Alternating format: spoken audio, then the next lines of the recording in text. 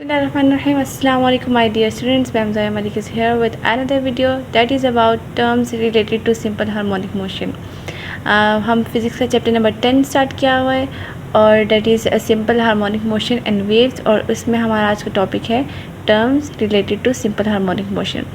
मैंने आपको previous videos में बताया डिटेल से सिंपल हार्मोनिक मोशन क्या होता है।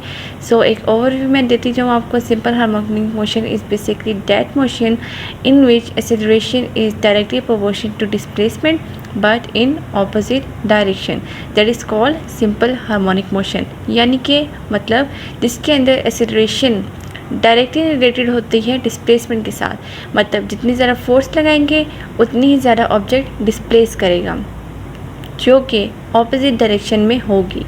लाइक अगर आप राइट साइड पे फोर्स लगा के ऑब्जेक्ट को डिस्प्लेस करेंगे तो ऑब्जेक्ट लेफ़्ट साइड पे मूव करेगा। ठीक है, आज हमने उससे terms related to simple harmonic motion पढ़ना है। सबसे पहले टर्म है हमारे पास वाइब्रेशन या फिर ऑसिलेशन। वाइब्रेशन या ऑसिलेशन क्या होता है? So one complete round trip is called oscillation और वाइब्रेशन मीन्स 360 डिग्री की रोटेशन अगर होगी, 360 डिग्री की रोटेशन होगी, ऑसिलेशन होगी, तो हम कहेंगे एक बॉडी ने, जो ऑब्जेक्ट है उसने एक कंप्लीट राउंड ट्रिप को जो है वो फॉलो किया है। ठीक है, जैसे कि आपके पास ये मैंने एक सिंपल पेंडुलम ड्रॉ किया हुआ है। इस सिंपल पेंडुलम के अंदर लेट्स सपोज कि हम इसको यहाँ इस पॉइंट पे ले जाते हैं। इस पॉइंट पे जब हम लेकर जाएंगे, इसको छोड़ेंगे तो इस ऑब्जेक्ट ने क्या करना है, यहाँ से अगर हमने इसकी मोशन स्टार्ट की है तो इस ऑब्जेक्ट को वापस इस मोशन पे आना है। सो इस पॉइंट पे हमने डिस्प्लेस करवाया इसे। ऑब्जेक्ट क्या करेगा, मेन पोजीशन की तरफ मूव करेगा। मेन पोजीशन पे मूव करने के बाद नेक्स्ट एक्सट्रीम पे जाएगा। नेक्स्ट एक्सट्रीम से फिर आप ये मीन पे आएगा। मीन से फिर दोबारा एक्सट्रीम पे आएगा। तो जब ये प्रॉपर ये पार्ट जो है वो फॉलो करेगा, लाइक पहले हम एक्सट्रीम पोजीशन पे लेके एक्सट्रीम से ये इसका मेन पॉइंट है, मेन पॉइंट पे आएगा। मीन से क्रॉस करके सेकेंड एक्सट्रीम पॉइंट पे जाएगा। सेकेंड एक्सट्रीम पॉइंट से दोबारा मीन की तरफ आएगा और मीन को ये ओवरशूट करके दोबारा इसी पॉइंट पे आ जाएगा। तो हम इससे कहेंगे इससे वन वाइब्रेशन या वन ऑसिलेशन जो है वो कंप्लीट कर लिया है। ठीक है, तो one complete round trip is called one vibration और वन ऑसिलेशन। ये मैंने आपको डायग्राम से भी बता दिया कि कैसे ये राउंड ट्रिप कंप्लीट करेगा। अगर ये ऑब्जेक्ट फॉर एग्जांपल आपके माइंड में अगर ये है कि ये ऑब्जेक्ट यहाँ पे आएगा और यहाँ से मेन पोजीशन पर यहाँ पे आके इसका वन कंप्लीट राउंड ट्रिप हो जाएगा, तो ये बात गलत है। वो वन कंप्लीट राउंड नहीं होगा बल्कि वो हाफ ट्रिप होगा। यहाँ से दूसरे एंड तक उसका हाफ ड्यूरेशन होगा। जहाँ से स्टार्ट किया वहाँ पे उसने एंड करना, तब उसका कंप्लीट रोटेशन कंप्लीट हो जाएगा। नेक्स्ट आपके पास है टाइम पीरियड। अब टाइम पीरियड क्या होता है? The time required to complete one vibration. वो टाइम जो इस ऑब्जेक्ट को रिक्वायर्ड है, जिसको ज़रूरत है ये अपना पूरा वाइब्रेशन कंप्लीट करने के लिए, यहाँ से लेकर यहाँ सारा मूव करने के, यहाँ पॉइंट पे वापस आने के लिए जो इसे टाइम रिक्वायर्ड है, that is called time period. और टाइम पीरियड इन्वर्सली रिलेटेड होता है फ्रीक्वेंसी के साथ। इसका क्या मतलब है? फ्रीक्वेंसी मैं आपको नेक्स्ट बताती हूँ, एक्सप्लेन करती हूँ फ्रीक्वेंसी क्या होती है, लेकिन ये आप रिलेशन समझ लें कि हमेशा टाइम पीरियड का इन्वर्स रिलेशन है फ्रीक्वेंसी के साथ। मतलब क्या है?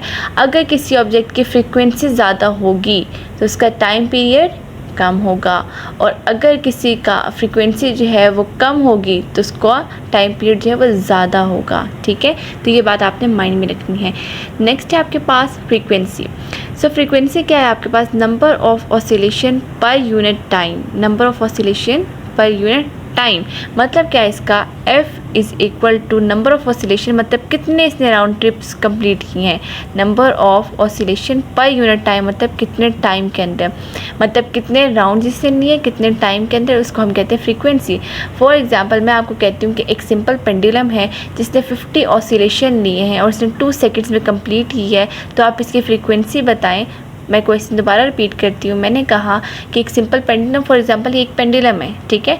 मैं कहती हूँ इस पेंडुलम ने क्या किया कि 50 ऑसिलेशन, 50 नंबर ऑफ ऑसिलेशन यानी कि 50 राउंड ट्रिप्स यहाँ से यहाँ तक जो है वो इसने कंप्लीट किए। ठीक है, तो नंबर ऑफ ऑसिलेशंस के कितने हो गए? 50 हो गए। टाइम ड्यूरेशन इसको कितना लगा? मैंने आपको कहा 2 सेकेंड्स लगे। तो 2 सेकेंड्स में इसने 50 वाइब्रेशंस जो हैं वो 50 मतलब कंप्लीट अपने राउंड्स किए हैं। आप मुझे इसकी बता दें फ्रीक्वेंसी। आपने जस्ट क्या करना है, नंबर ऑफ ऑसिलेशन या वाइब्रेशन की जगह 50 पुट करना है, जो टाइम है उसको डिवाइड कर देना है। एंड इसको आप डिवाइड करेंगे तो 25 आ जाएगा आपके पास। तो 25 हर्ट्ज़ क्या हो जाएगी इसकी फ्रीक्वेंसी। तो इसका यूनिट आपके पास ये हर्ट्ज़ होता है, जिसको हम एच जी के साथ रिप्रेजेंट करते हैं, ठीक है। अभी मैंने आपको टाइम पीरियड पढ़ाया और मैंने इसमें बताया कि टाइम पीरियड का फ्रीक्वेंसी के साथ इन्वर्स रिलेशन होता है। सेम गोज़ फॉर हेयर कि फ्रीक्वेंसी के अंदर भी फ्रीक्वेंसी का रिलेशन टाइम पीरियड के साथ इन्वर्स होता है, ठीक है। ये जो बात यहाँ कही थी वही बात मैंने यहाँ पे कह दी है, ठीक है। इसमें क्या है, अगर किसी ऑब्जेक्ट की फ्रीक्वेंसी ज़्यादा होगी तो उसका टाइम पीरियड कम होगा। फ्रीक्वेंसी ज़्यादा मतलब ज़्यादा जल्दी वो ज़्यादा वाइब्रेशंस परफॉर्म करता है। तो फ्रीक्वेंसी ज़्यादा हो रही है तो उसका टाइम पीरियड कम टाइम के अंदर ज़्यादा उसने जो है राउंड्स ले लिए हैं, ठीक है। इस तरह इन्वर्स रिलेशन होता है। लाइक अगर आपने मूव करना है, फॉर एग्जांपल इस सर्कल है, इसको आप इस पाथ को आपने फॉलो करना है, ठीक है। तो दो आपको मैं कहती हूँ कि दो स्टूडेंट्स हैं जो इस पाथ को फॉलो कर रहे हैं। अब एक ने कम टाइम लेकर इसको जल्दी से 3 इसने क्या कर लिए राउंड्स ले लिए, और एक ने जो है वो टाइम ज़्यादा लिया, 5 मिनट्स लिए और उसने जो है वो 2 राउंड्स लिए हैं। तो फिर क्या है कि फ्रीक्वेंसी अगर हम ज़्यादा कर रहे हैं तो टाइम पीरियड कम हो रहा है, और अगर हम टाइम पीरियड ज़्यादा कर रहे हैं तो फ्रीक्वेंसी कम हो रही है, ठीक है। तो ये इन्वर्स रिलेशन है फ्रीक्वेंसी का टाइम पीरियड के साथ। नेक्स्ट आपके पास जो इसमें है वो है एम्पलीट्यूड। एम्पलीट्यूड क्या है, basically maximum displacement of vibrating body from its mean position, यानी कि कितना ज़्यादा वाइब्रेटिंग बॉडी, वो बॉडी जो वाइब्रेशन परफॉर्म करी, जो मतलब वाइब्रेट कर रही है या ऑसिलेशन परफॉर्म कर रही है। So basically maximum displacement of vibrating body from mean position में से जितना ज़्यादा डिस्प्लेसमेंट हो गया, maximum displacement, that will be called amplitude. जैसे ये डायग्राम ड्रॉ की हुई है मैंने, यहाँ पे एक मैस है जो कि स्प्रिंग के साथ अटैच है, ये इसका मीन पॉइंट है, x0 मीन पॉइंट है। अब जितना हम इसे मैक्सिमम जितनी इसकी डिस्प्लेसमेंट होगी मीन पॉइंट से लेकर कहाँ तक, एक्सट्रीम पॉइंट तक जो मैक्सिमम डिस्प्लेसमेंट होगी उसको हम क्या कहेंगे, एम्पलीट्यूड।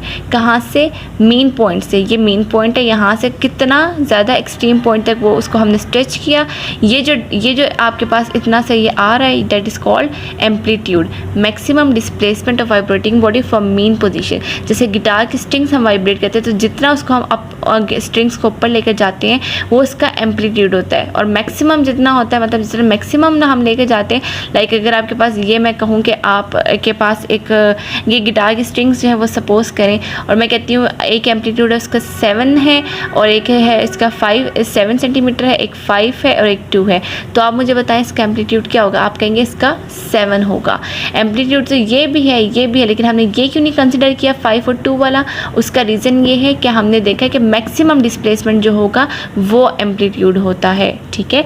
तो मैंने आपको यहाँ पे कुछ रिलेटेड टर्म्स बताई हैं सिंपल पेंडुलम की, जैसे कि वाइब्रेशन बताई है, ऑसिलेशन जिसे कहते हैं, टाइम पीरियड मैंने बताया, फ्रीक्वेंसी बताया है और एम्पलीट्यूड बताया है। होपफुली आपको मेरा लेक्चर डिटेल से समझ आया होगा। बाकी रिलेटेड वीडियोज़ आप मेरे चैनल पर देख सकते हैं। Thank you so much, take care, अल्लाह हाफिज़।